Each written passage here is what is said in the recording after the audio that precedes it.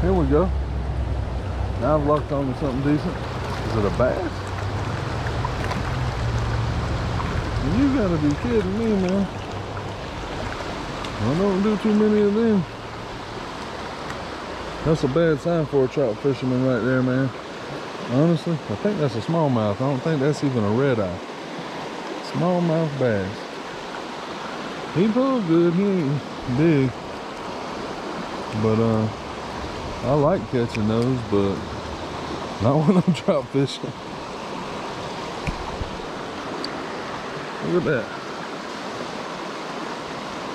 Wow. I'm gonna let him go. Them are good to eat too. Them are good to eat. He's real fella. Oh man.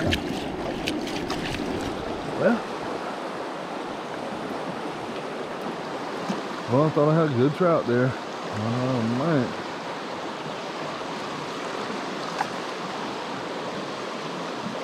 That was a disappointment, kinda. But you know, hey, you gotta take the crookeds with the straights, you know what I mean? And Denzel it on you. Let's do that fences thing with you, man. You gotta take the crookeds with the straights.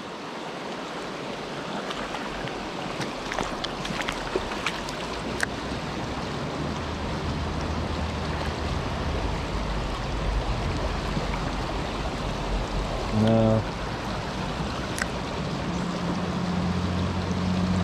I think it would be worth putting a worm on just to fish that hole just because.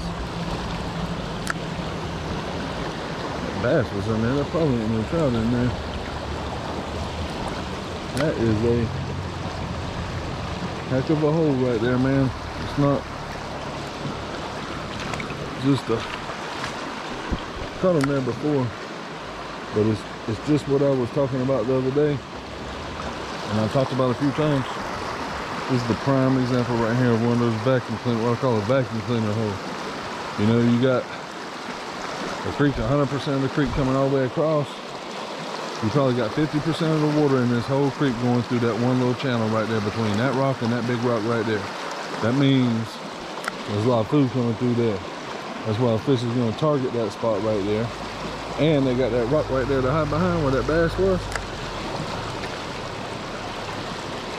And they'll just sit there and wait like an ambush.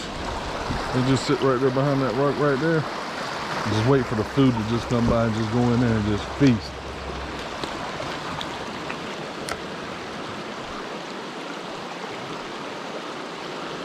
Yeah, it's not likely if that there would be a trout in that same spot right there. If that bass was there, a trout would have probably run him off. I'd imagine. I'm not sure about that. I'll have to study that. The only thing, what could be, is there could be a trout further up in. To see, it's still like that even right in through here. But that's the vacuum cleaning spot for sure is right back there where you know, where I caught that. I mean, it's still a smaller version of that right up through here still. And a fish could be sitting further up and through here, waiting in front of that fish to pick the food or get what he wants.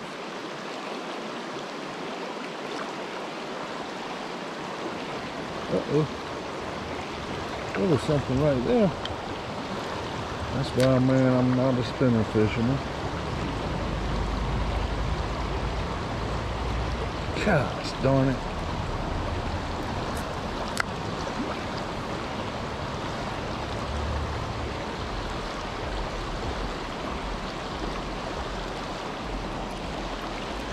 Couldn't tell what that was. It looked like it had a good size on it. Could have been a chub. It could have been one of those big horny head chubs. Could have been a brown trout. Couldn't tell. They followed that spinner. See, you can't. It's hard to bring that spinner as slow as what it needs to be. That's my main problem with that spinner, man.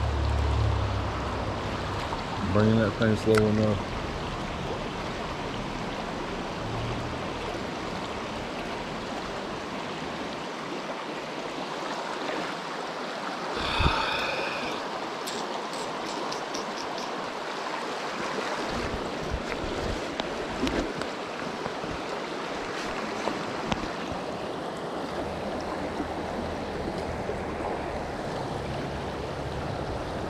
And that'll make me switch back up. I can't stand it, man. I see a fish like that, and you probably saw me, and it's probably a moot point. But he's probably not gonna hit that spinner because, you know, it outran him or whatever. He's right over there in the middle, right where I was talking about, where a trout could be. I just couldn't keep that spinner going slow enough for him to catch it.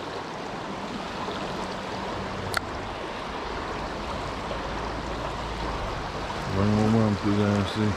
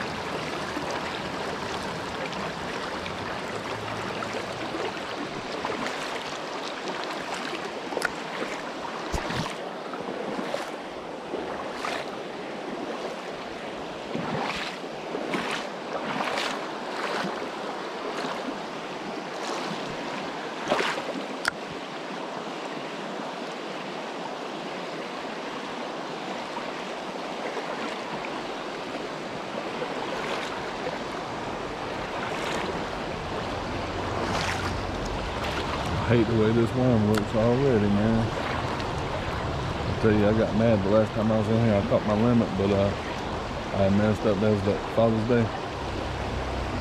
It was hot, sunny and hot and everything like that. I probably got a late start that day. I can't remember. And I walked downstream back there. I went way downstream. I didn't catch nothing. So I wasted a lot of my time.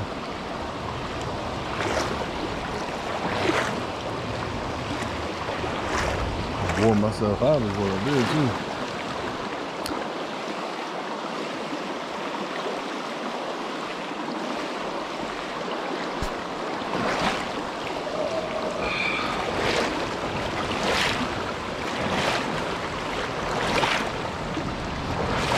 But I started hitting my feet on stuff.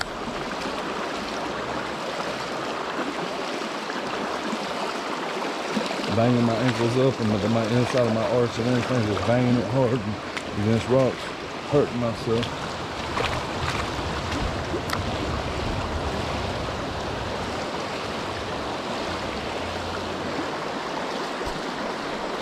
And ended up getting real frustrated. I'm fishing faster today.